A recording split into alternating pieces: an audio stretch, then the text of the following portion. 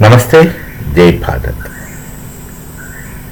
I want to speak of Hindu discipline. Discipline, Hindu discipline. When you talk about discipline, let me make a distinction between discipline objectively imposed by authority outside and discipline which is subjectively and inherently present in individuals necessarily. The two kinds of discipline. Now, objectively imposed disciplines have legs to walk. Legs to walk in the sense they're enabled by forces. Enabled by forces and even authorities. Take the example of a discipline that is expected to be generated from a state law. Now, obeying the law would facilitate normal existence, and destruction or disobedience of the law would invite penal actions or punishments. This is done by the administration of the society, which is a state. Then when it comes to moral aspects, mostly through religion, they get things worked through mainly two principles. One is promises of rewards by abiding the laws of religion, and threat of punishment by violating laws of discipline, laws of religion. So, promises of rewards and threat of punishment. Both things are after death. So, the after death comma is an interesting intellectual phenomenon because you fear the unknown. Some people, mostly people, fear the unknown. The known, however frightful it may be, could be handled. Even one has to walk through to death. Once one understands that this is inescapable and imminent, then there may be situations where one don't surrender, go to hell with that, I'll face it. Quite possible. But the unknown, you're uncertain about how to react. So the afterlife, which is unknown, after death life, religion plays with that area and get people act.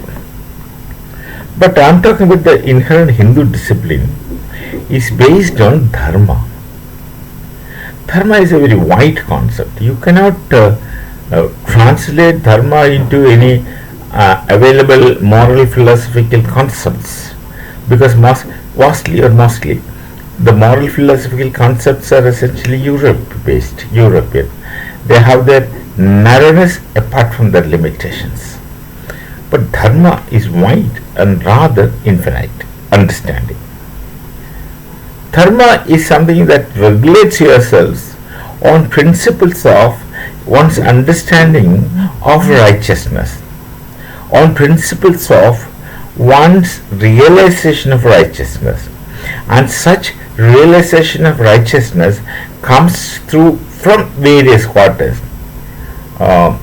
Dharmic books are just one source. Other sources are from your both direct and indirect experience of people who are otherwise dharmic, who are known. So they are great inspirations and they are great models one can easily follow. So it's from here that the internal inherent Hindu discipline develops. Hindu discipline is not based on fear of punishment after death, neither fear of punishment after death nor promises of rewards after death. It is the operation of your understanding of dharma, which is righteousness. Well, one would speak to himself internally in a very conscientious manner that, well, this is not appropriate, I cannot do that. I shall not do. I shall not do or I cannot do is based on your own self-esteem, self-respect. And the Hindu discipline, which saves the Hindu Dharma from anarchy, is your own understanding based on your own self-respect, self-esteem. Now, this is what really coordinates and sustains the meaningful existence of Hindu Dharma. So, the internal Hindu discipline is something which I am not saying that others can't do it, but what I am saying is that it's easy for a Hindu to develop such internal consciousness of practice. That is practical consciousness through your experiential realization of the Hindu Dharma per se or as such. Please try to be internally also a righteous Hindu, which would make you a dharmic individual, and in a way you would naturally stay away from doing things which are inappropriate. We shall meet. Just few thoughts. Namaste. Jai Bharat, Sri Ram.